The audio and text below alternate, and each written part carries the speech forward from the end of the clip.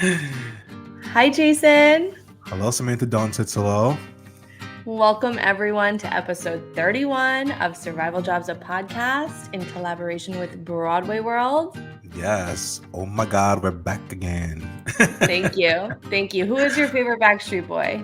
Oh, that's a good question. Thank Probably you. Brian before he became a MAGA. Brian was my favorite as well. I know, but now he's like MAGA, so I don't know. Yikes. Wait, was Lance? Is Lance one of them? No, Lance is in sync. I think I liked the Spice Girls more than like the boy bands as a kid. Really? Like I could tell you anything about the Spice Girls that you want to hear. Who's your favorite one? Oh gosh, it was like Baby Spice for so long. Oh, But then as I got older, I was like, oh, it's definitely Posh Spice because I have black hair. Posh was my favorite. She was so cool. Yeah, So she's sexy. so cool. And the easiest one to like dress as for Halloween because you just need a little black dress. Little Did black you ever dress, see this? yeah. Yeah. Did you ever see the Spice Girls movie? Of course. Who hasn't? Okay. It's our And favorite. she's like, hello, black dress. Hello, black dress. Well, I haven't seen it since I was a kid, so I don't remember that. But I do remember that bus was like a toy bus. You remember that? Yeah, the bus. Yeah, the bus was so good. Wait. Samantha. Anywho. Yeah, I was gonna say your hat. Very My bold to be hat. wearing a Red Sox hat. I know. I was thinking that. So full like disclaimer. I don't not care about sports, but I really don't care about sports. I like going to baseball games because it's fun to like have some day drinks and like sit in the sun. I saw you having day drinks and sitting in the sun. Yeah, I did. But listen, sometimes we like a little good baseball hat moment, and that's what I'm doing today. Good, I'm loving it. So Thank you. I finished Inventing Anna finally. Yeah. Thank you for that. What'd you think? I was obsessed. I am obsessed. I was like Googling everyone after because I didn't want to Google anything before because I didn't want to get anything spoiled. But I was like Googling, I was like sending you pictures of people's real life Instagram, sending them to you. You were like, wait, who is that? I'm like, who is that? What are you sending me? I'm like, it was so interesting. So good, yeah. So good, yeah. Well acted. Also, obviously, Shondaland. Also, I know, shout right? out to our guest, which we'll talk about. Oh yeah. Shout out to our guest, Chris. But yeah, I mean, I just loved it. I mean, Shonda Rhimes can basically do no wrong. I mean, she just has hit after hit, and like I was literally glued. Like the first night I was watching to get prepared for Chris to come on, I watched 7 episodes and like straight through. I could not stop, and I finally finished the last 2 this week. So that was fun. Well, congrats! I know, and we were talking about like. If you are a faithful listener, you will know like we are scandal heads. I don't know what they're called. I don't know what the like proper name is called. Gladiators, right? Or no? Oh my gosh. Are the band called Gladiators? Are they? Because that just made me so happy. I think so. That's what they are. That's what they are on. Yep. On the white hats. Yeah, the white hats.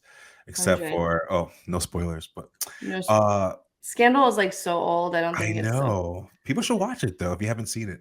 But I love seeing like Scandal alumni and like different alumni.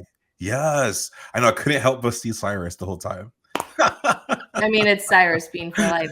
And Quinn. I love Katie Lowe's. Oh, Shout out. You do. We gotta get her on. That's my track. Katie. Yeah. I feel like Katie Lowe's is my track. Yeah, so we're gonna get her on here because you love her. Love. Except I don't want to spoil it, but I liked how her storyline on Inventing Anna ended on the witness stand. I definitely enjoyed that. For sure. Were you rooting for Anna after? I was rooting for her kind of. I felt bad because she's a real person who did a horrible thing, but I have like empathy for her for sure because she just wanted to. I mean, she did it totally wrong. I don't know that I was rooting for her because I don't know. I think she's a criminal, but I do think she had dreams and like wanted to be taken seriously. And like, by the way, as an immigrant woman, like probably wouldn't have been taken seriously if she didn't make up all these lies.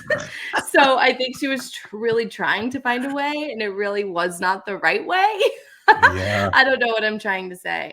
Yeah, you should We definitely love an watch the underdog, right? show. Yeah. Oh, I wanted to talk about before we get into Chris. I know it's like a weird transition, right? But We the never are Bridgeport Film weird. Fest. Yes. Gonna be here before we know it. I know, right? We've been having these meetings. I'm just like, oh my gosh. So I started, for those who are new listeners, I started a film festival in my hometown of Bridgeport, Connecticut, Shout last out. year. Yeah, Connecticut. And we are doing year 2 of our festival, and we have submissions open until Friday, April 29th for short films, and until May 20th for screenplays and short Wow. screenplays. So yeah, I wanted to just give a little plug, let people know about it, check it out. How can people submit?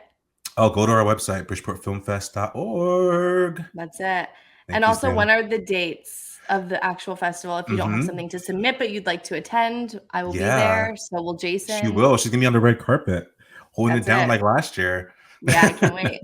Maybe in this July, hat. I don't know. maybe. Maybe.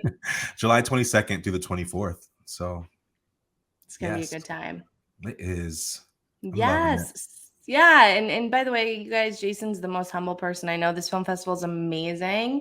Like year 1 was off the charts. So I can't even wait to see what year 2 is gonna be like. If year 1 was that fierce. Like a brand new film festival being at that level and that much fierceness.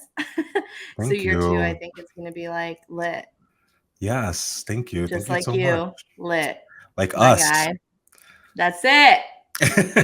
That's it. So let's tell everyone about Chris. Speaking of inventing Anna, our Chris this week, our guest this week is Chris Cafero. So funny thing is, we'll tell the story, I think, in the episode. Chris is from Connecticut as well, from my hometown of Norwalk. And we went to different high schools, but I had always known his name. So when Inventing Anna came out, it somehow came to my attention that was Chris Cafero. And I was like, oh my God, I've known this guy's name forever. Let me write him to get on this podcast. And then here he is. And this episode is so funny. I can't wait for you guys to hear it. We were crying. Crying, literally. Our awesome boy, Chris Cafero. Even like in the editing process of this episode, I was crying, laughing. I was editing it on this is maybe too long, sorry. I was editing it on the Metro North train from Connecticut back to New York. And the conductor came over to me and she was like, hey, like we're in Grand Central. Are you staying on the train? Oh, because I was I didn't even tell you this. Focused? That's I was funny. so focused and I was laughing and I had my headphones in and something in my brain told me we were just stopped in Harlem 125th for like a long period of time. She's like, are you going back to Connecticut? I was just laughing at this episode. So anyway, it's a good one. And Jason, let's kick it off. Why don't you start telling people about him? Our listeners, hello. Our wonderful listeners. Okay, let's do it. Survivors. Yes, survivors. Okay, so Chris is an actor, writer, comedian, and producer based in New York City. He was recently seen as David Morrison, a recurring role on Shonda Rhimes' Netflix show, Inventing Anna. Other credits include The Other Two on HBO Max, Chicago Fire on NBC, Law and Order SVU. Come on, Samantha, your show. It's been coming up a lot. Exactly. Bull, The Night of, Billions, As the World Turns, and the awesome 80s Prom off Broadway. Chris is also a prolific voice actor.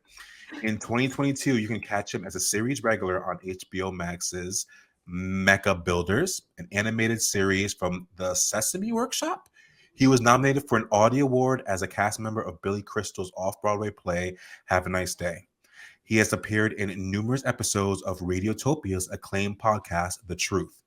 His numerous commercial voiceover credits include national TV and radio campaigns for McDonald's, Swiffer, Mountain Dew, Dunkin' Donuts, Ford, Staples, Sperry, Amica Insurance, and so many more. Wow. Yeah. I got Uber Eats from McDonald's at 1 a.m. 2 nights ago, spicy nugs, just saying. Speaking of McDonald's. Yep. Chris is a founding member, writer, producer, and performer with the award-winning sketch comedy group Uncle Function. They can currently be seen on the second Friday of each month at Asylum NYC in Chelsea. He also regularly performs characters and stand-up comedy at venues throughout New York City. Chris was born and raised in Norwalk, Connecticut, and has been acting professionally since age 15. He is a graduate of Brian McMahon High School. By the way, I went to Norwalk High, just saying. And the George, yeah, kind of, but not. And the George Washington University. He has also studied with Joan Rosenfels, Ted Sloborsky, Susan Terry for voice, the Washington Improv Theater, and the Upright Citizens Brigade for advanced studies. He is a proud member of the Theater Artists Workshop in his hometown of Norwalk. Hey. Nice. There we go. All right. Enjoy, you guys. Yeah. Enjoy it. Thank you. Thanks. Chris. Hi, Chris. Hey.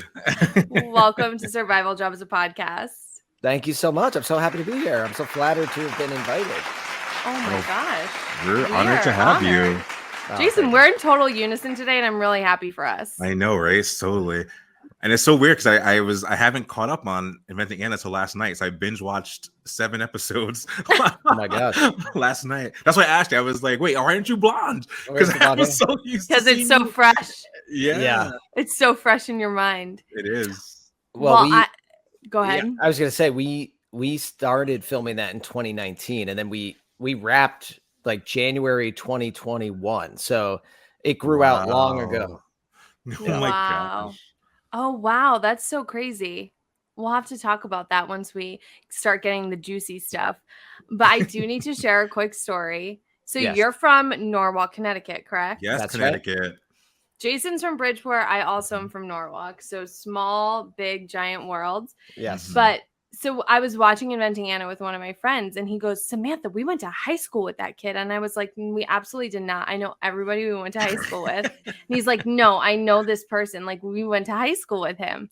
So then after some like stalking and Googling, I was like, oh no, we definitely did not go to high school with him. But I've known your name for 20 years. I keep saying 20. That would make me 11. So not 20, but like 15, Right. whatever. Because so I did the musicals at Norwalk High. Right. And sophomore year, we did Carousel, the musical, and somebody made a documentary. And one of the girls was telling a story during like the circle before we did the show. And someone was like, she was like, I was talking to somebody from the band at McMahon.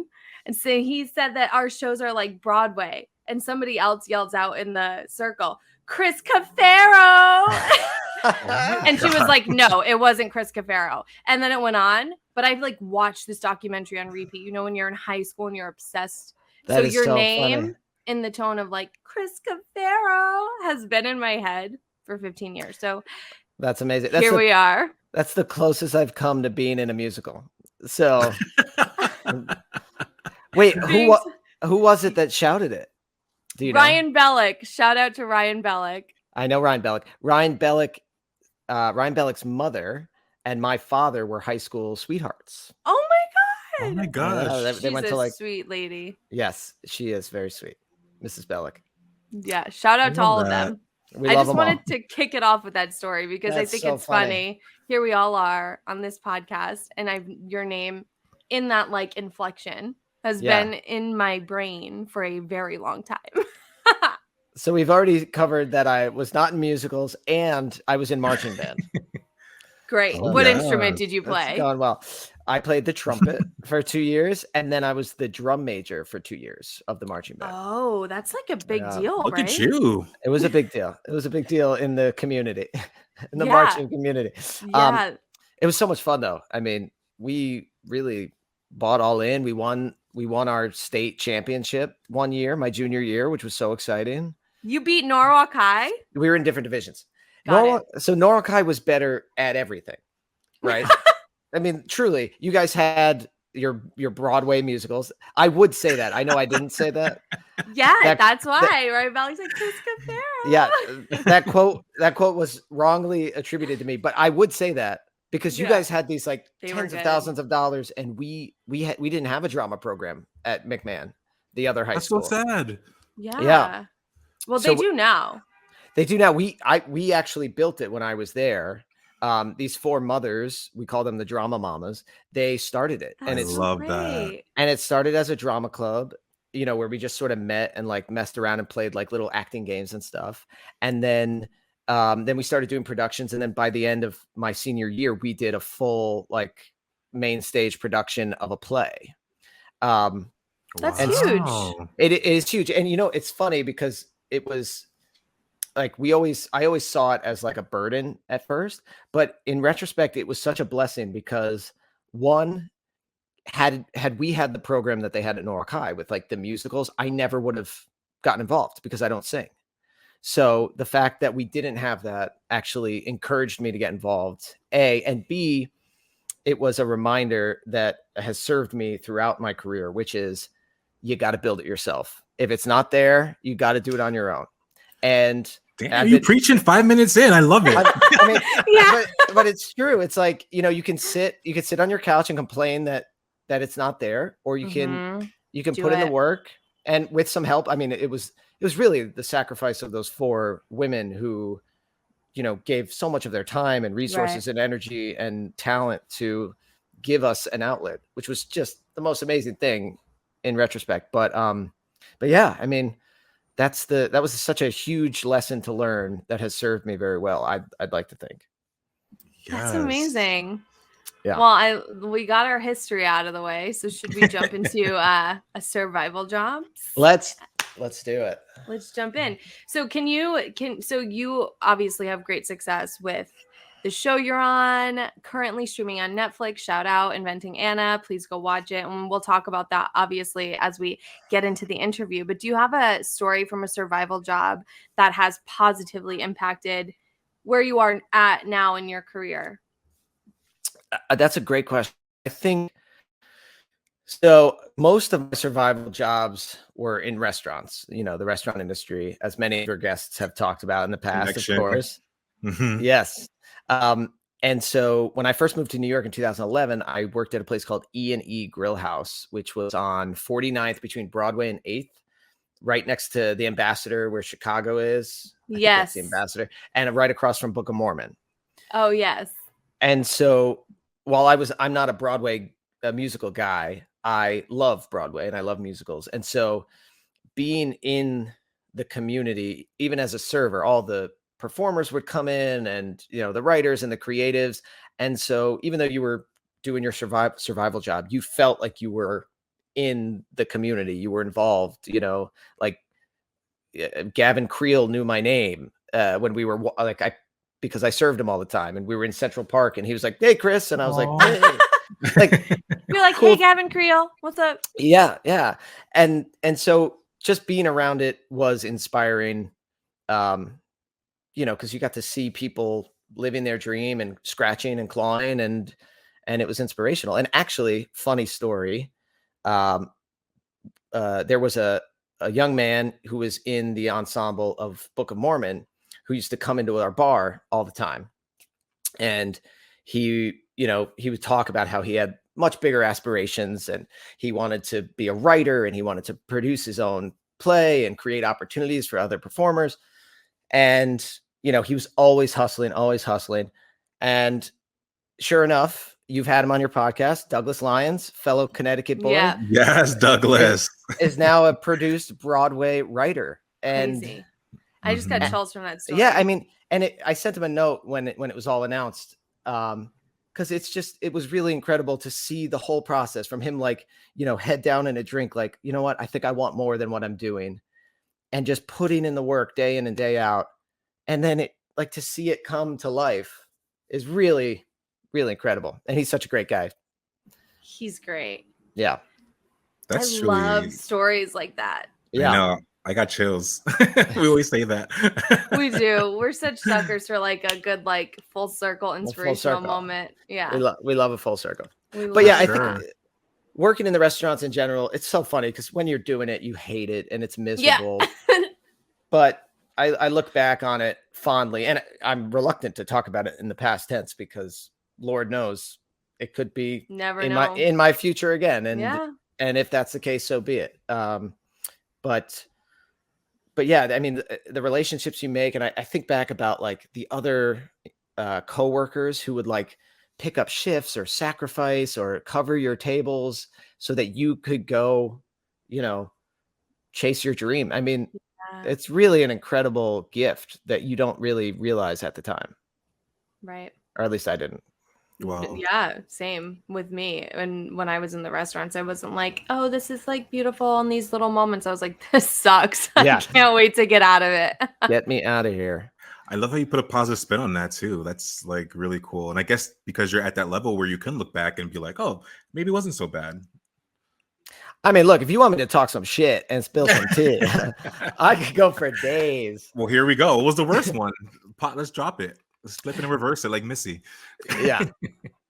I mean, I think whenever you're doing something that's not what your passion is or what you want to be doing, it's miserable, right? Like those are the tough moments. I think like I never had like a terrible job, but I had tough moments. I think like, being at work on Thanksgivings and Christmas Eves, it takes a little piece of it takes a piece of your heart in a way, to be away from family and to miss moments and to live paycheck to paycheck while your friends are like, let's get together, let's go to spring break, and you're like, I can't do it.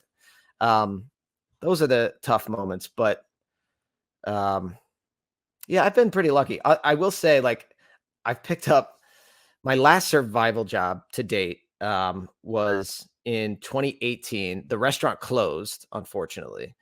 Oh, And wow. I know, sad. And so I got a job with this company called One Fine Stay, which is basically like an upscale Airbnb. So like Okay. it's like luxury apartments in New York City that you could book through this company called One Fine Stay. And I was a concierge. So basically I would meet the guests at the location, give them the key. But before they got there, I would like walk through, make sure it was all set up, all the lights were on, everything was nice and nice. And that was a miserable job because it's all the bad parts of working in a hotel without any of the structure or any of the camaraderie. And so you would have to go to their headquarters, which was on 11th Avenue and 23rd Street. Oh, 11th already, it just sucks. Like, that is so far from any train. Yeah. And so you'd have to go there, pick up the keys, and then go to the location. Which is probably like all over the city. Yeah, exactly. And it's like, in Soho or in like Brooklyn Heights. And then you'd walk into these gorgeous apartments. So that was a cool part of it, But then you were making minimum wage, and they would always say, well, like, the people will tip you. You help them with their bags. When they get there, they'll tip you. I never received a single tip. Never a single tip. No, 0 tips ever. Terrible. How long did you do this job? It was only 3 months or so. That's a long time for somebody. That is a long time. For 0 tips? That's insane. That's ridiculous. Like, there was one family of 5, and I carried all of their bags up like a 4-story walk up like townhouse. Nothing. That's crazy to me. Like, when people are visiting the city and they don't tip, like, where do you think you are? Yeah. Yeah. So you went through all of these survival jobs because you had this passion and this need to act and perform. Do you remember your first moment when you were like, I have to perform, this is what I want to do? And can you share it? Yeah. Oh boy. I remember, growing up, I was undersized. I was small. I was sort of awkward, I mean, I weighed in junior year of high school, I was under 100 pounds. I was like 4'10". I was tiny. Yeah. So, and that was the case my whole life. So I had to develop a sort of, defense mechanism, which was comedy and my wit. And so I was always sort of performing, and it was always a way to get out of trouble. Especially at home, because my dad has a great sense of humor. Both my parents do, but when my dad would get angry, if I could make him laugh by performing or making a joke, I was like off the hook, because I knew he'd still be angry, but it was the best. He'd calm down. Yeah. Yeah. But I remember we went to see, there's 2 moments that stick out in my mind, and they're both kind of cheesy. But the first was watching Ace Ventura: When Nature Calls.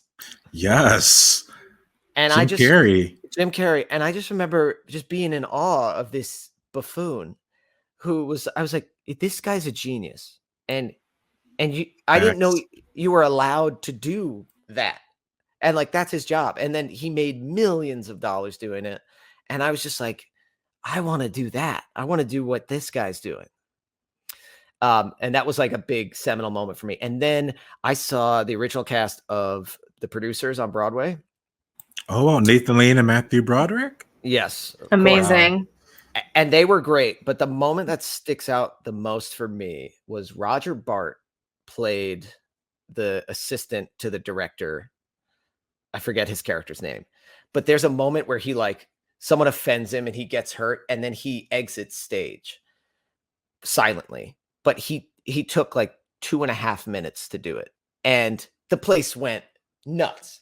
And it was just the funniest thing I've ever seen. And he didn't do anything. He just slowly walked. And I just remember being like, you're allowed to do that. That's so incredible. I want to do that. So those are two moments that stick out to me. I love that. Yeah. It's so funny how those moments really stick in your head. Oh my God, these are they're not aha moments, but they're so important to you in your development as an artist. For sure. Wow. So you've been cast in such huge projects. I was looking at your IMDb. As the World Turns, The Night of, which is one of my favorite series, limited series, Billions, Bull, and of course Inventing Anna. Do you remember your first oh my God, this is huge audition? And how did it go? How did you get that audition? Yeah, I mean, my first huge audition I did not book. I'm sure that happens. Yeah. I'm who does? Nobody does. I know how rare that is. But I do remember that specifically because it was at, I don't want to name names, but it was at a big casting office on 43rd Street. And I was 15 years old because I sort of started in high school. I started auditioning professionally. Oh, yes. And I got my very first headshot, and it was, I had printed on it Christopher L. Cafero, my full name and initial, just because I didn't know. And I'll never forget sitting there waiting to go in for this movie, this studio film, and the casting associate, whoever, I don't know who it was, but he came out and he clearly was not happy to be there. And he was next, and he grabbed my headshot and he goes, Christopher L. Cafero. Oh, good. So we won't confuse you with all the other Christopher Caferos. The casting director said that? Yes, to my face, to a child, to a 15-year-old child. 15-year-old.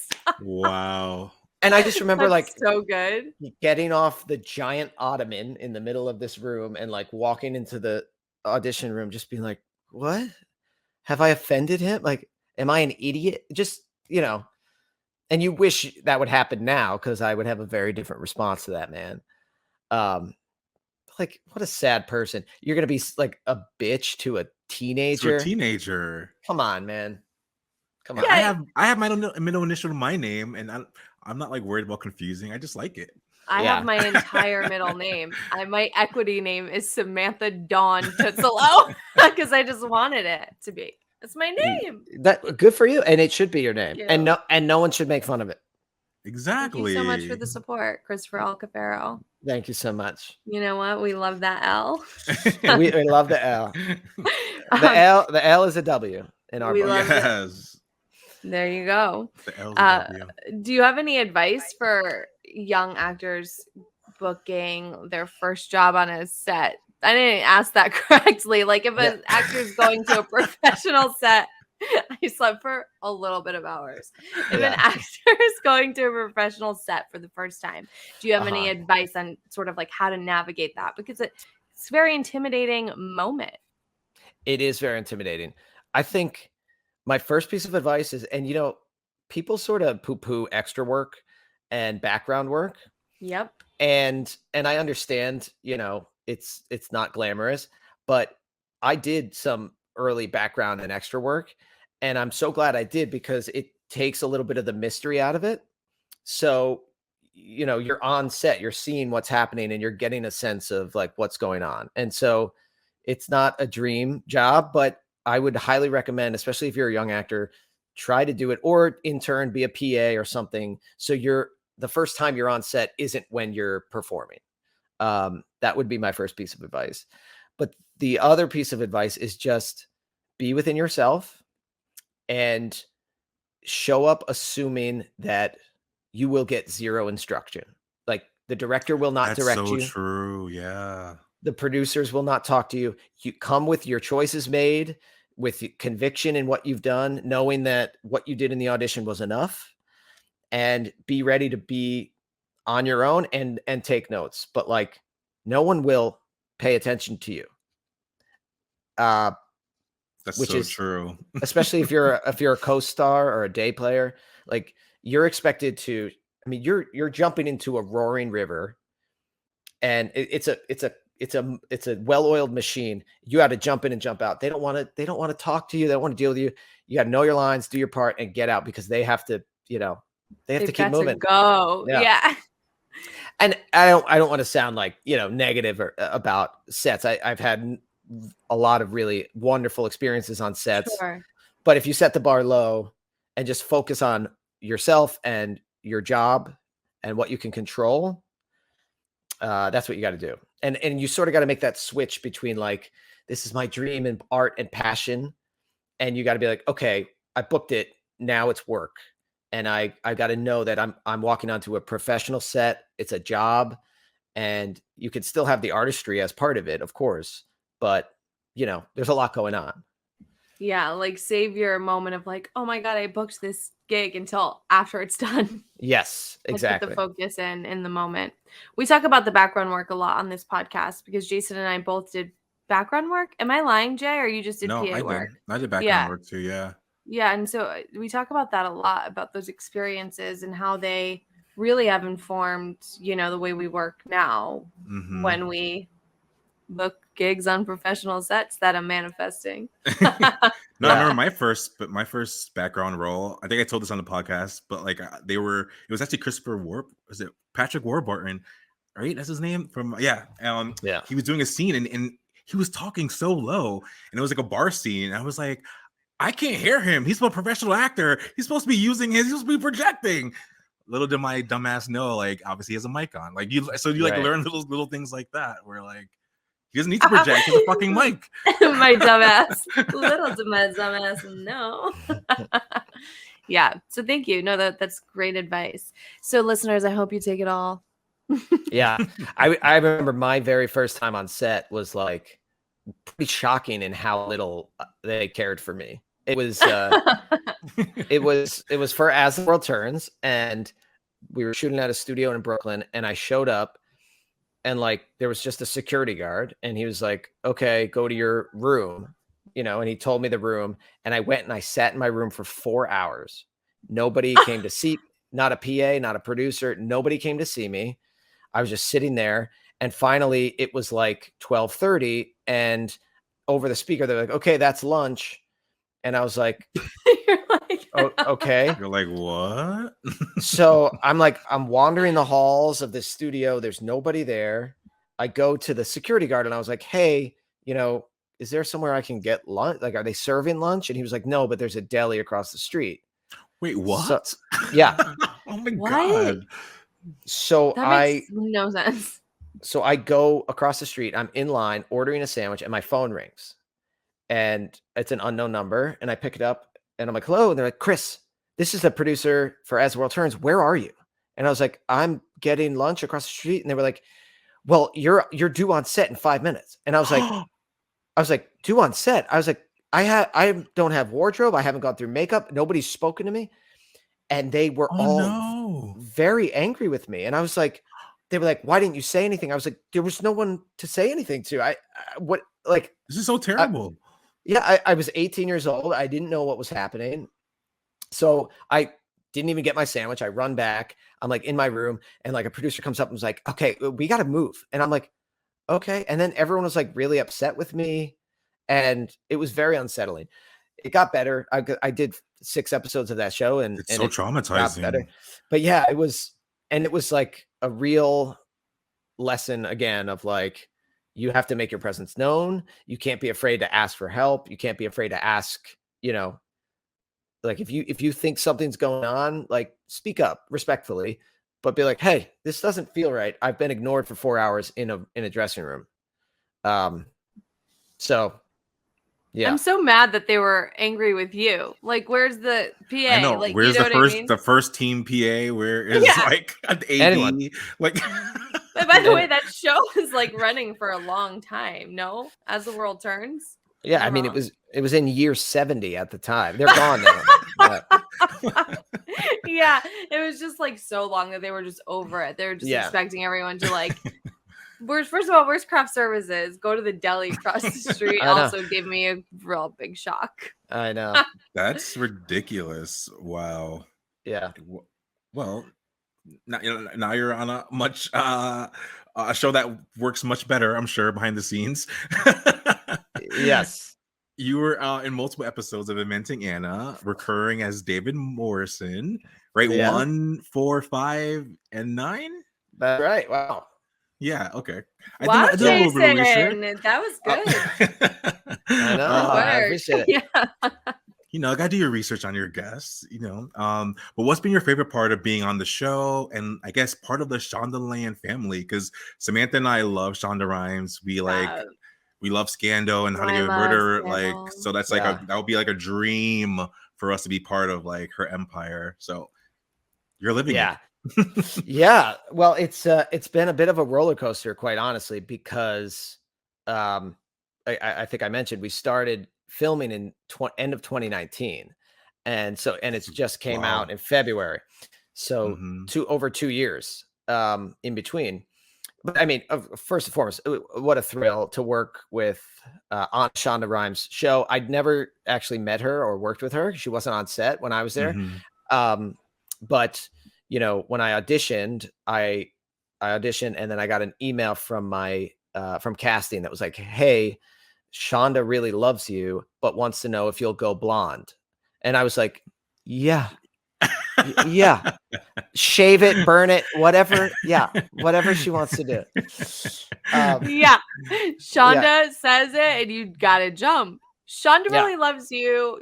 The number one. Yeah. Okay. Thank you. Whatever comes after that sentence doesn't matter. It's like, sure. You're like, yes, ma'am, whatever you need. But yeah, the experience was really great. The set was extremely professional. I mean, there's also like, there's a direct correlation between budget size and how smoothly a set runs. And they were not short on the budget size, as I'm sure you they gave you lunch. I'm sure they gave you lunch. You were at the deli across the street. They provided. They had I had a PA assigned to me on set. Like, that's fun. It's very, very awkward. I felt so uncomfortable. I'm like, that's fun. You're like, awkward. Not fun. I mean, it's fun in theory, but then after 2 seconds, you're like, oh, I'm okay. You don't have to get me stuff. I can do it. Yeah. But listen, gotta let them do their job too, so they can get paid. Totally. But yeah, it was so great. And then we got, we started filming November. The whole cast was great. I mostly worked with Julia Garner. Yes. Who star. She is. And not only is she a phenomenal actress, but she is a leader on set. And when you're number one on the call sheet, that is just as important, because you're setting the tone for, those day players that we were talking about that come in and you keep the machine moving. And she did a great job. And like one of the first scenes we shot together, I was having a really rough go of it. I wasn't feeling well. This was pre-COVID, so it wasn't. I didn't have COVID. I hope not. No, but they on the show they're really strict about the lines. Like, you have to read them, deliver them as written. So if it's like, that is not true, and you say that's not true, cut, start again. That is not true. Wow. So okay. And I was having a tough go of it. And I was getting, the script supervisor was like, no, Chris, you got to get it right. And so I was like having a moment. God, that's so much pressure. Oh, so stressful. And I was like really not feeling well. And she like put her hand on my knee and was like, "Hey, you're doing great. You're a great actor. Like, take a breath. It's fine." And it was like a very human moment that really stuck with me. And I was very grateful for her for that. That's really sweet because it could always go the other way. You know what I mean? Mm-hmm. And I've had those stories too. So totally. Yeah. But yeah, no, she was great. And then it shut down, COVID, March. I was supposed to shoot the day that everything shut down. And so instead of getting the call sheet in the email, I got a letter that my contract was being terminated. And what? And terminated? It was yeah, they didn't like go on pause. No, they did a force majeure, so they terminated all the things, and it was like, oh, well, that's I mean, there was so much scary stuff happening at that time. We didn't know, and I just assumed like that's it. It's never gonna see the light of day. And then September, we got an email like, hey, we're starting back up, like checking your dates, and it was just so great. And they were one of the first productions back, and so one of the things I'm most grateful for is all of the sacrifices and hard work that the producers and the crew and everybody put in to bring us back and to put us back to work. And it was very emotional that first day back because you had to show up, you had to get tested, you had to wear full PPE. Everyone was secluded, and then you get on set, everyone's wearing masks and shields and glasses, and it was so stifling and scary and exciting, and especially the crew had to work twice as hard to get it. So I'm just very grateful to everybody that they made it happen. That was very special. Snaps. You went back September 2020 or 20? Yeah, 2020. Yeah, Netflix. September I heard like other great stories about going back to production, like before vaccine times, and doing a really, really great job. Yeah. So shout out to Netflix. Yeah, shout out to Netflix and Shondaland. They really did an awesome job and kept everyone safe. And I don't think the production was ever paused. After That's that. Great. I could be wrong, but I think they made it happen. So that was really awesome. And then it came out in February, and it was huge. It was huge. It was the number one show in the world on Netflix for like a month, which is so cool. Yeah. And so so it's been cool. And now it's interesting because it happened so long ago. I've already dealt with the excitement and the joy. And so now it's like looking ahead, to the next thing, while also trying to enjoy the moment of enjoying the fruits of your labor, Oh, of course. Congratulations. Yeah, congrats. That's awesome. I mean, the show is great. You're great in it. I had a similar situation with Jason where I like binged it, and I was trying I didn't know anything about this real woman. And I was like, Samantha, do not Google what happens. Like, just watch the show and then like go down the rabbit hole of like real Anna and real like interviews, which I fully did. Yeah. Fully. It's it's a fascinating story. And actually, if you'll indulge me, one of my favorite stories is about how I got the part. Yes. So I was cast in a movie being directed and written by Billy Crystal in November 2019. Amazing. And I had worked with Billy on an off-Broadway show the year prior. And so I auditioned for a Okay, wait. You're on a first name basis? I see you, Chris L. It's Christopher L. Cafero. Christopher L. I see You're right. Chris L. I had worked with Mr. Crystal in 2018. And so I auditioned for this movie, and I auditioned for a larger role, and I didn't get it. And actually, one of my comedy partners and good friends, John Marco, booked the role that I went in for. Wow. So that was a little bit of an ego hit. But but at least went to someone like nice that right. But they gave like, I was like, yes, I have it. Yeah. Oh, he knows. I'm so happy. We did a great job. But they like threw me a bone and gave me a couple of lines as a smaller character, which I'm again extremely grateful for because Billy Crystal does not owe me anything. Yeah. And so we were on set, and it's sort of like the movie within the movie. It's like there's a Saturday Night Live type show. And my buddy John Marco was playing one of the cast members of the Saturday Night Live type show. And I played the warm-up comic. So, oh, wow. Yeah. So we were shooting it all together. And so we shot all of his stuff first. So I had to stand there on set and watch my friend do the part that I wanted to do and kill it. And he was so funny. And he got to do an impression, which, I do impressions. So I was like so jealous and so excited for him. You're like, damn, him. Yeah. And so we break for lunch. And during lunch, one of the other cast members was sitting with me, and he was like, hey, Chris, you do impressions. Can you do a Billy McFarlane impression? And I was like, oh, yeah, that's easy. Like, all you do is you sort of like stick out your jaw and you sort of talk staccato and you sort of like talk like this.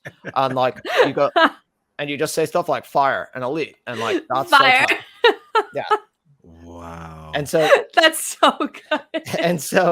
And he was like, you have to do the rest of the interview like that. Yeah. Right now. Totally. Okay. So he was like, oh my God, that was really good. You should audition for this. It's this text your manager. It's a role of Billy McFarlane in the show called Inventing Anna. And I was like, I will do that. Thank you so much. I will. So lunch ends, we go back to work, and we're there for another 5, 6, 7 hours. And we haven't done my scene yet. And it's getting late. And I'm looking at the clock. And finally a PA comes in and was like, Chris? And I was like, yeah. She was like, so you're wrapped for today. And I was like, oh, we haven't shot my stuff yet. And she was like, you're wrapped for today. And I was like, okay. So I got cut from this movie in front of my friend. No. And it was tough. It was tough to swallow. Like, I totally understand they made the right choice from a production standpoint. Right. And like, as it got in the day, I was like, we're not going to get to my thing. And if I were a director, I'd be like, cut it. We're moving on. Yeah. So I was like, just really heartbroken. I really was heartbroken. But I'm sorry. So I went home, never ended up shooting my scene, but I texted my manager on the way home and I was like, hey, the role of Billy McFarlane in this show, could you look into it? And they wrote me back and they were like, hey, we asked casting. They don't think you're right for that, but they're going to bring you in for another role. Yes. And sure enough, I ended up David Morrison. It was David Morrison. And so once again, it was a reminder that, out of all these bad situations, something good could come. Because if I was never on that set, I never would have heard about this project. I might not have asked, and I probably wouldn't have gotten the audition. And so, wow. So that heartbreak, that little heartbreak, ended up being a really great positive thing. I love that story. Yeah. For a couple of reasons. For like, okay, this sucked. You were so sad, but look, now you like booked this amazing role in this like hit show. A. B, and Jason and I talk about this a lot too, is sometimes you just have to ask, hey, I want to audition for this. Like, what if you were like scared? Like, that's something that I think we're exploring a lot too when we're speaking to guests, is like confidence and like knowing your product. And a lot of times your product is yourself, and like saying, hey, I wanted to go in for this instead of waiting for the things to come your way. So fierce. I love that. Yes.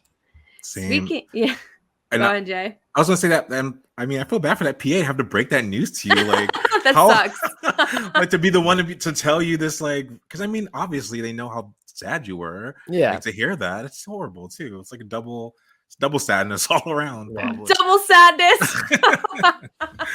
But I'm happy that you got this other huge opportunity. It worked out, and I got paid for the day. Worked out. I got paid for that day. I got lunch. Yeah, and we know that getting lunch is a big deal. You don't always get lunch. Stories. You didn't have to go to the deli across the street. You didn't have to waste your own money. Literally, like starve because you gotta go back to set. Nobody yelled at me. Yeah. Did you fill a bag with like snacks for the ride home? Because I always do that when I'm on set. Just hoard. Yeah.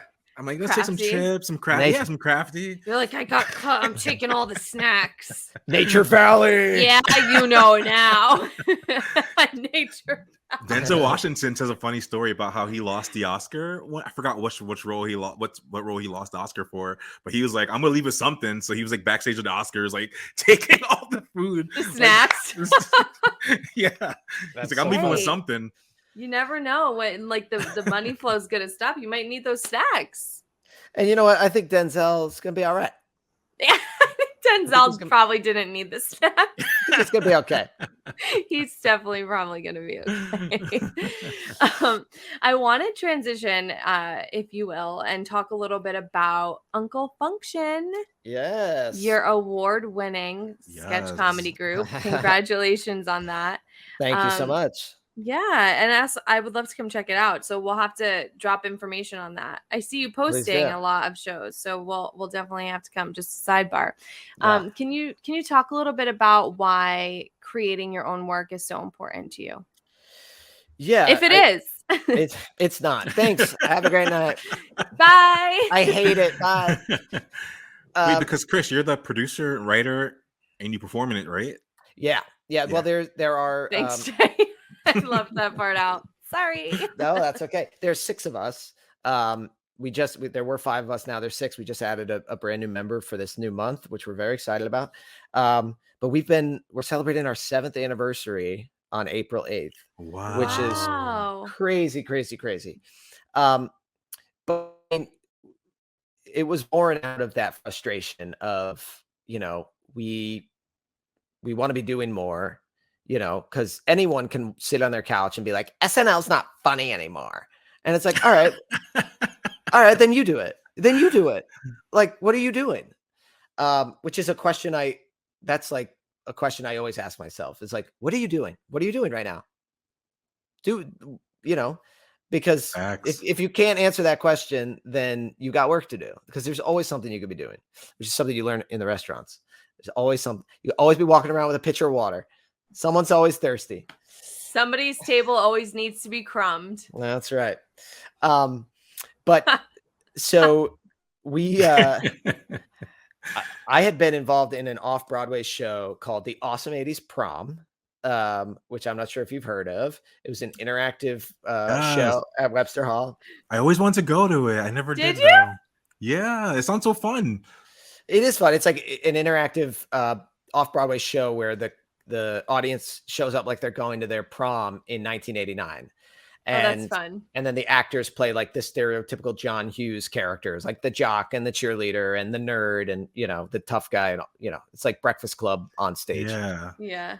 And so the producer of that was a man named Ken Davenport, who's a Broadway producer.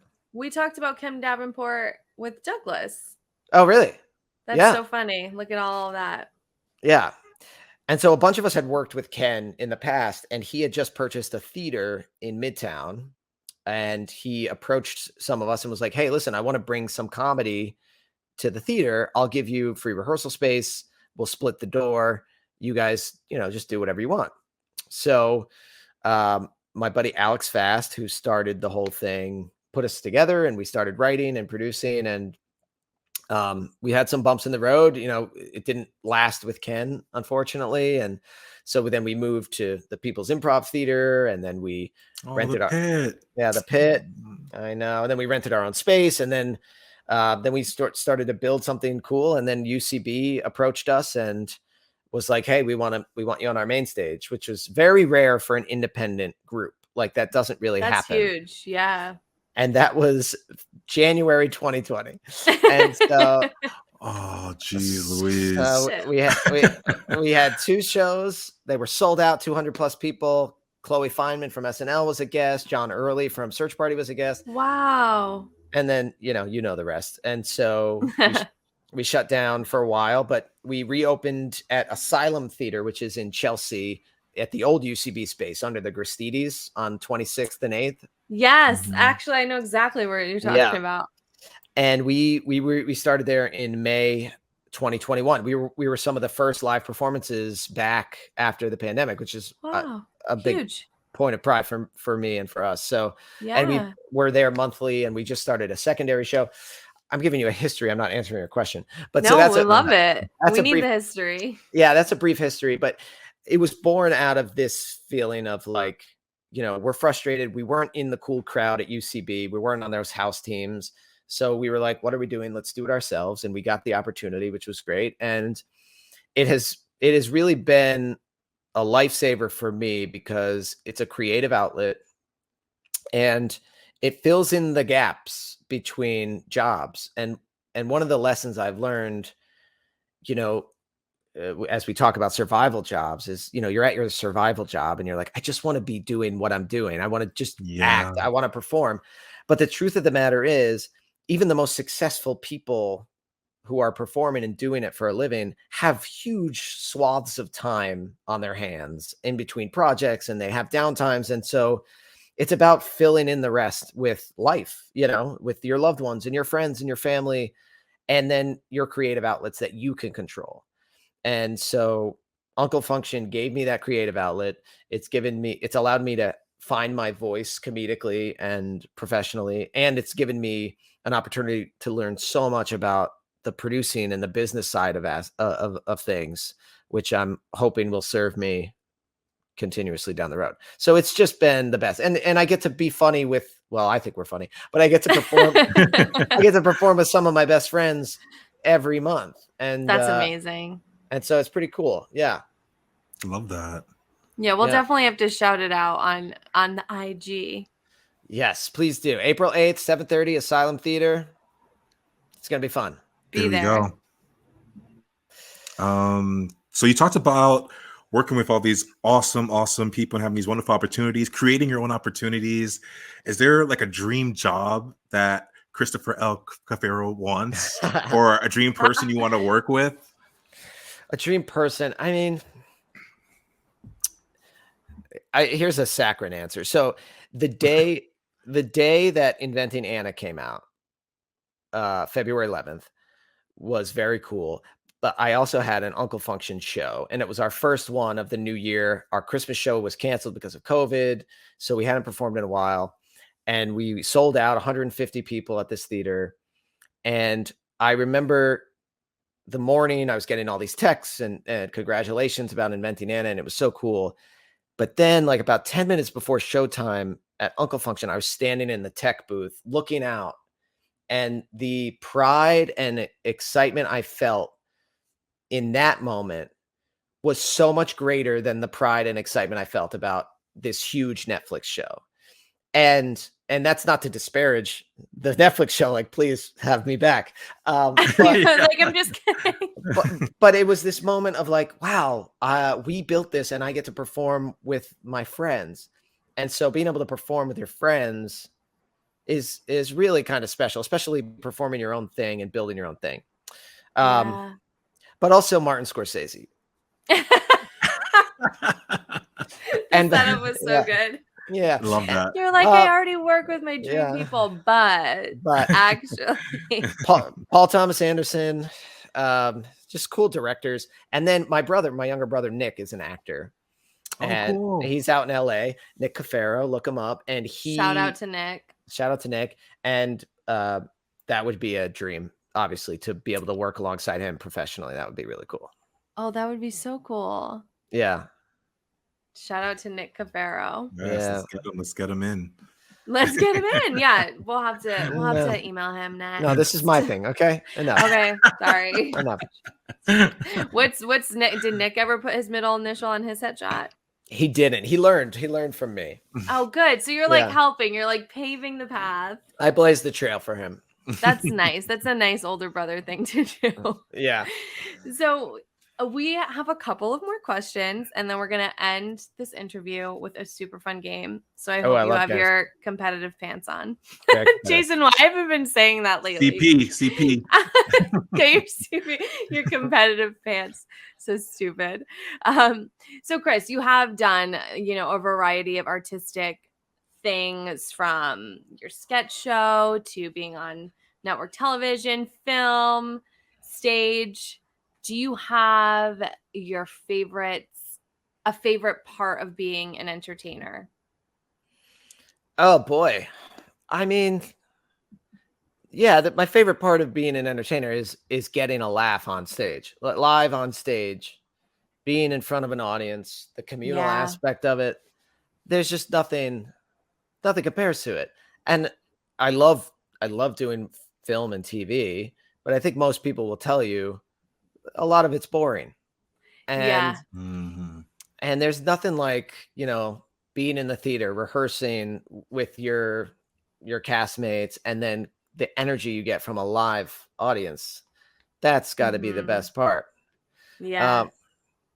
And, having people tell you that, you're bringing them joy in a small way.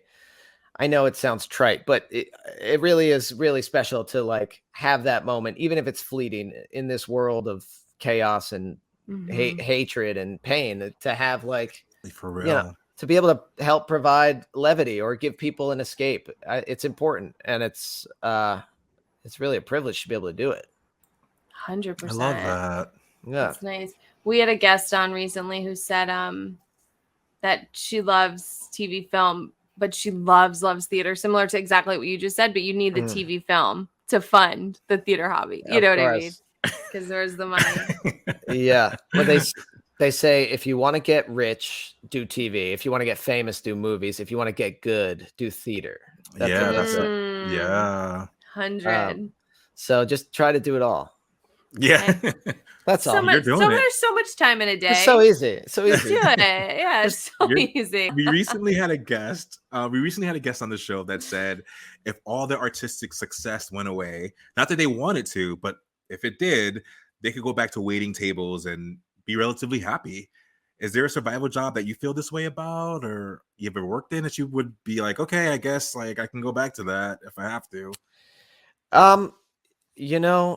I haven't really thought of that. I'm trying to like, who's that explorer who, when they got there, he burned the boats so that the soldiers couldn't go back. It was like Cortez or something. Like, I was bad at school. Yeah. So there's a little bit of that, like, don't look back. But I mean, if it were like, I would certainly go back to the restaurants to continue my career. If I were to shift to a different career, I'd maybe something in the political sphere, which is what I got my degree in at George Washington University. Okay. Shout out Colonials. Just like WestCon. Jason, yeah, we were Colonials as well. Were you really? At Western Connecticut State, not George Washington. But here's my question for you. Were either of you your school's mascot? Oh, no. Never. We had like an old white guy as our mascot. I think that was the mascot. A colonial. But dressed in the suit. Are you dressed like as Christopher Cafero as the colonial? I'm dressed as George Washington. So I did it for 2 years. I was GW mascot. Oh, wow. In a suit, with your face, or like that was a big it was a big head, like a mascot head. I could get am I gonna get in trouble for talking about this? Yeah. I don't know. That was technically a survival job because they paid me. It was scholarship. It was technically an NCAA Division I athletic scholarship. So hello. I'm a bit of an athlete. You're like, I do it all. I do comedy, I do acting, I do sports. I'm the mascot. But that one was tough. That's a tough job, especially when your team's bad and you have to go to every event and everything, and just like.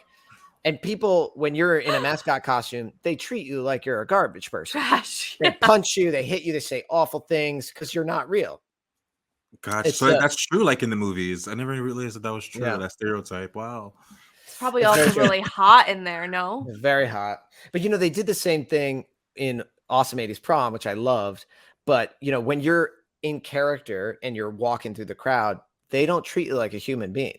They say awful things to you. They grab you in places where you should not be grabbed. Yikes. I mean, like, people did some really awful things to me, especially to. I mean, it was a lot of drunk bridge and I was just say they were probably bachelorette parties. Yeah. Wait, who did you play in the Awesome 80s Prom? I played quarterback Blake Williams. Oh, back to the sports. Look at that. Little athlete. Back to the sport. Yeah. I was the athlete, but it was funny because I was like dating the head cheerleader who was taller than me. Like, she's like an inch taller than me. So it was a funny tableau. That's funny. I love that. Actually, if you'll indulge me one more time for a funny survival job story. We always love to bring it back to survival jobs. So I'm just remembering this. When we were at the Awesome 80s prom, and there was this young woman who was a huge fan of the show, and she would come every week. It was a once a week show. Oh, geez. She was 15 years old, and she would come, and God bless her, she was very sweet, but she was very awkward. And her mother would be there, and her friends would be there, and they would always want to take pictures. And it was like, yeah, of course. Like, that's what we're here for. Like, she was harmless. And so we got an email a few weeks later.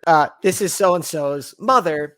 I'm throwing a sweet 16 for her. And I wanted you guys to show up in character, a few of the Awesome 80s prom characters, and like surprise her. And so we wrote back like, hey, we're not allowed to do that. We can't, the producers won't let us show up in character, but we're happy to make an appearance as us. That's nice. I'm changing the story. That's not what happened. We just said, no, we can't. And she said, would you come as yourself? It was her idea. It was her idea. Okay. Don't take the credit. Yeah, no. I do not want to take that credit. So three of the guys, we show up to this thing. She was like, I'll pay you $50 an hour for 3 hours. You'll also get food. And it was like, yeah, absolutely. Yeah. More than you got as the world turned, as far as food. That's right. Yeah. So we show up, and they sort of shuttle us to the back to the staging area, because it was like at this nice little hall. It was sort of like a bat mitzvah, but her sweet 16. And so she was up on stage when we got there, and I guess there's a tradition where you light a candle, and for each candle you light, you dedicate it to someone in your life that's special to you. So like her aunt, her grandparents, her parents, blah, blah, blah. And you go 1 through 16. And so we're in the back, and the DJ comes up, and he was like, all right, so what's going to happen is she's going to light all the candles, and then the 17th candle is going to be a surprise video, and then you guys run out. And they gave us these shirts that were like, I'm like stressed about this. They made us wear these shirts that were like, sorry, ladies, but this hunk is taken by so-and-so. Again, won't say her name. And we'll call her Samantha. Yeah, let's call her Samantha. Perfect. And so we're in the back, we're wearing these t-shirts, and the DJ's like, all right, so who are you guys? Like, how do I introduce you? And we were like, oh, we're cast members from the Awesome 80s prom off-Broadway show. He's like, okay, yeah, got it. So he goes back to his little booth. Yikes. And they're like, all right, so-and-so, 17th candle, we have one more surprise. And then they play a video that's like real celebrities wishing this young woman a happy birthday. Like One Direction, and like the Naked Brothers band, and like all these like heartthrobby young people that somehow this mother got to wish this young woman a custom happy birthday. This was pre-cameo, so it was like really impressive. I was gonna say, it was a cameo times. Pre-cameo. Got it. So then, like, they're showing this, and there's like a little gauntlet, like everyone's standing, and the guy's like, all right, everybody put your hands together. We have one more surprise. Please give it up for the Awesome Boys. And so the Awesome Boys. So not the cast of the Awesome 80s prom, the Awesome Boys. The crowd goes silent as we The crowd goes silent. We run down this like long gauntlet of people. Everyone's just staring at us, clapping, like sympathy clapping. And no one knows who the fuck we are. They're just like, who are these people? What is happening? And the young woman whose birthday was like super embarrassed. So she was just standing there. But she didn't even care after she's been at every show. So to enter the Awesome Boys. I mean, when you talk about height of humiliation, to be introduced as the Awesome Boys and then emerge into silence and stand on a stage with people being like, you could hear them whispering, like, who are they? Like, what? You said the crowd goes silent. Yeah. Oh, they were that just was like, so good. Yeah. I'm crying. Oh man. Wow. That was tough.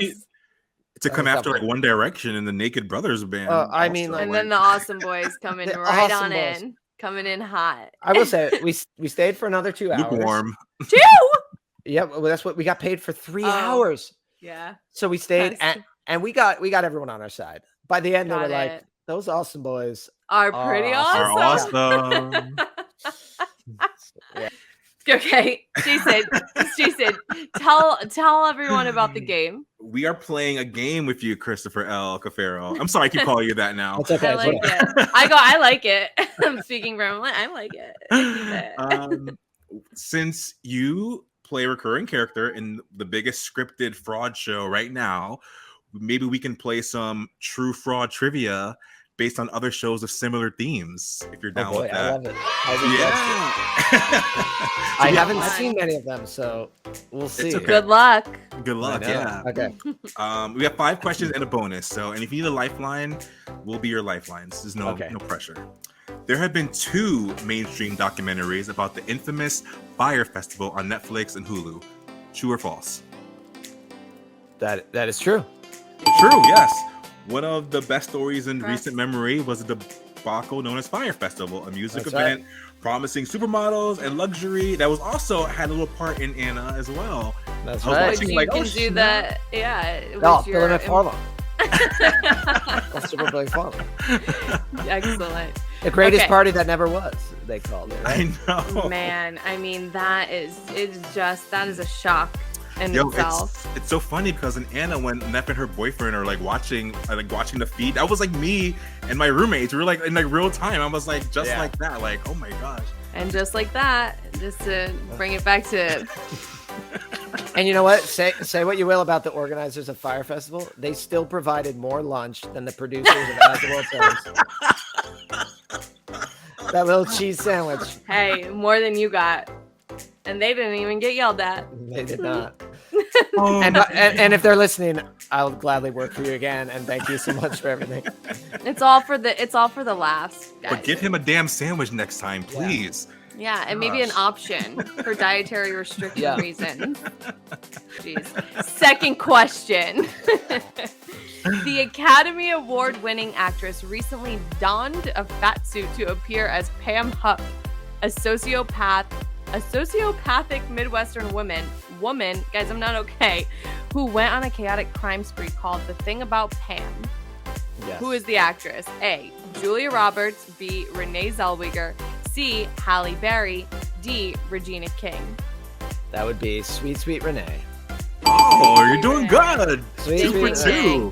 Sorry, I can't read today. No, it's okay. I only know that I haven't seen it, but I know she's getting a lot of flack for putting on a fat suit. Yeah, she is. Poor thing. Poor Renee. She can't win. Remember when she got her facelift and everyone was like, "Oh, you should be dead. Throw yourself in a fire. You don't deserve to live with your face looking like this." Poor Renee. She can't win. So she's like, "All right, you don't want to see me look skinny? I'll look fat." And they're like, just go in a hole and die. Oh my gosh. This Mean Girls alum stars as scam company Theranos founder Elizabeth Holmes in the Hulu original The Dropout. A, Lindsay Lohan.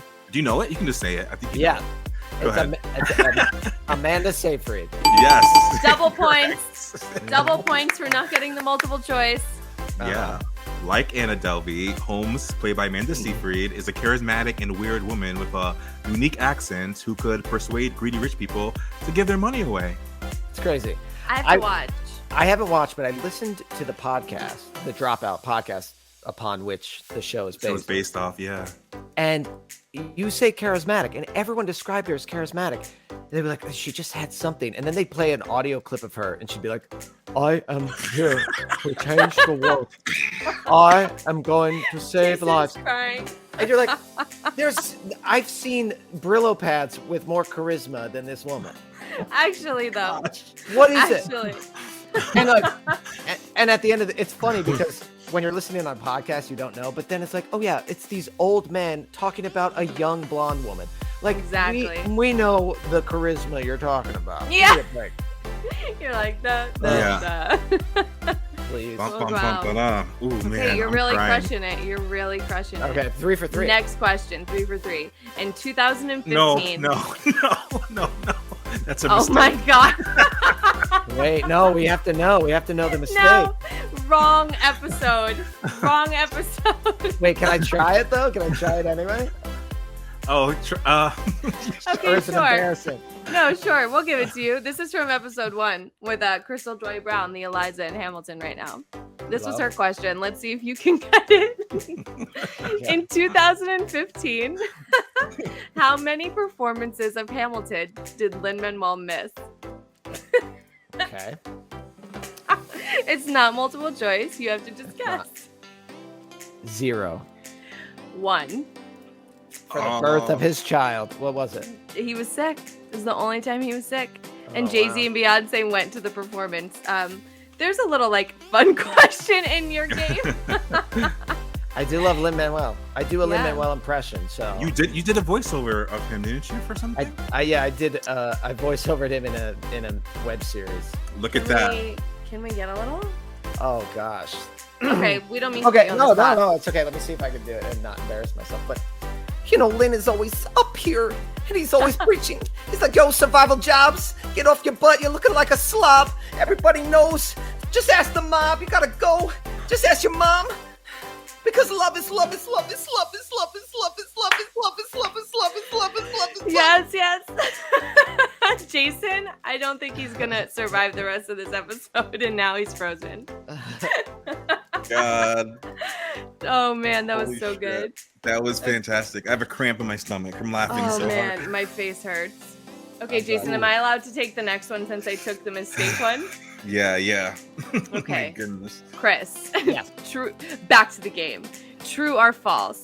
Joseph Gordon-Levitt plays Travis Kalanick, the CEO of Lyft, in the film Super Pumped. I believe Travis Kalanick is the CEO of Uber. Whoa. Yes. False. Good. Good work. That was a really good trick question. And Wow. You. Got it. Wow, okay. All right, bonus time. Here we go. The Netflix documentary, Operation Varsity Blues, about the college admission scandal, featured this Full House alum prominently who committed fraud to get her daughter into University of Southern California. Becky. Yes! Lori Loughlin. Yes! Becky, poor Come thing. on, Becky. I know. So disappointed in you, girl. I know. I know. Really hard time. Well, I want to say you got over 100%. We're not counting the Lynn question Okay. because that That was was random as just fuck. in the wrong document. Oh man, Okay. I'm pissed because I have a cramp in my stomach from laughing so hard now. So there we go. Oh, you could just stretch it out, Jay. I think Yeah. it'll be okay. Thanks a lot, Christopher L. You're welcome. Thank you guys so much for having me. This is such a cool thing, and I've loved listening to it. Listening to Robin. Thank you for and listening. Another Norwalk alum. Yeah, another Norwalk alum, killing it. But yeah, it's cool what you guys are doing. It brings, I think, like being able to hear other stories and talk about it, like brings a sense of relief and That you're not alone. yeah, you're not alone in this pursuit of craziness that we're all chasing. So 100%. thank you. Oh, well, thanks for the Chris. support. Yeah, thank you. And can you share where people can find you and if they're not already following you on social media? He's like, no. Yeah, no, of course. I don't want any fans. Well, it's at the Awesome Boys on Instagram. We're performing at the Beacon Theater next month. They're available for private parties. Yes, I'm that's the right. manager. Surprise, surprise. Oh my gosh. On Instagram, I'm and TikTok, I'm at Cafero. ChrisCafero.com. I've got all my info and stuff up there. And then www.unclefunction.com for all your Uncle Function needs. We're the second Friday of every month at Asylum Theater. And then we have a second show called Uncle Function Presents, where we are hosting other sketch teams that are having trouble finding stage time. So we're sort of trying to help rebuild the sketch comedy community in the wake of COVID. So please support live comedy where you can. I Look love at that. you. I know. That's Lifting amazing. as you climb. Love that. Yes. Wow. And if you are tuning in because you are a Christopher L. Cafero fan and you do not follow us, check us out on Instagram and Twitter at Survival Jobs Pod, on Facebook at Survival Jobs a Podcast. Email us any guests you may want us to try to get on here, survivaljobspod@gmail.com, and follow my boy Jason at Jason A. Coombs, and you can follow me at Sammy Toots if you want to, and you should. I will. Thank you. I do. I think I already do. I think you do too. Yeah, you like DM me a lot of fun things. Aww. Fun things. Well, thank you, Chris. Like a fire emoji. Oh, fire. Yeah, there we go. Thank you guys so much. This was a blast.